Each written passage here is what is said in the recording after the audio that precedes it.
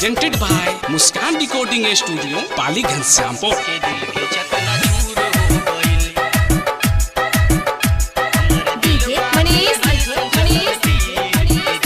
वारिशनगर समस्तीपुर।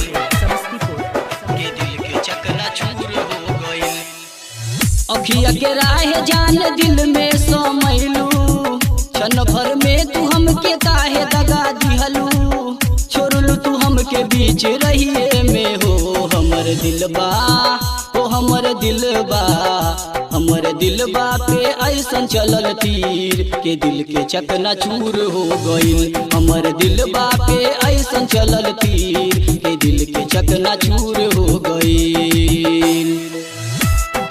मुस्कान recording studio.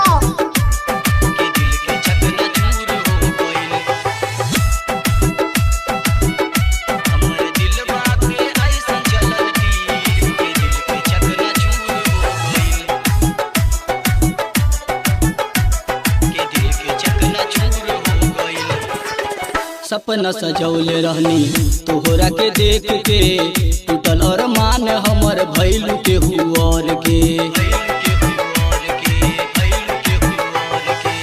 सपना सजौले रहनी तोहरा के देख के, टूटल अरमान हमर भइलू के हुआर के, छोड़ब न साथ तोहर क्रिया तू खैलू, पीछे रहिए में जान हमके तू भुलैलू, हमरा से कौन खता हो गइल बा, यार काहे हमसे जुदा हो गइल बा, दिलबा के हमरा ई नहीं के बुझा, हमर दिलबा, ओ हमर दिलबा, हमर दिलबा पे ऐसन चलल तीर के दिल के चकना चूर हो गइल, हमर दिलबा पे ऐसन चलल तीर के दिल के चकना चूर हो गइल।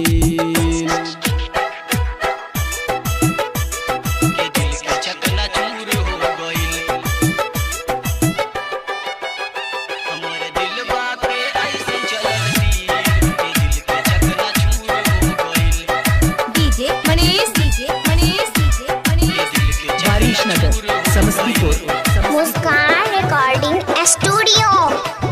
बारू हर जाई तू बारू बेवफा हो, तोहरा से प्यार को के कोई नहीं खता हो, बारू हर जाई तू बारू बेवफा हो, तोहरा से प्यार को के कोई नहीं खता हो, रहे अरमान तोहरे साथ जिंदगी जी अब, याद में तोहरे अब शराब रोज पी अब, राइटर मुमताज के तू दिहलू दगा हो, तोहरे से प्यार में मिलल बाई सजा हो, रो बतारे मनमा अब रोजे हमर दिलबा, ओ हमर दिलबा, हमर दिलबा पे ऐसन चलल तीर के दिल के चकना चूर हो गइल, हमर दिलबा पे ऐसन चलल तीर के दिल के चकना चूर हो गइल।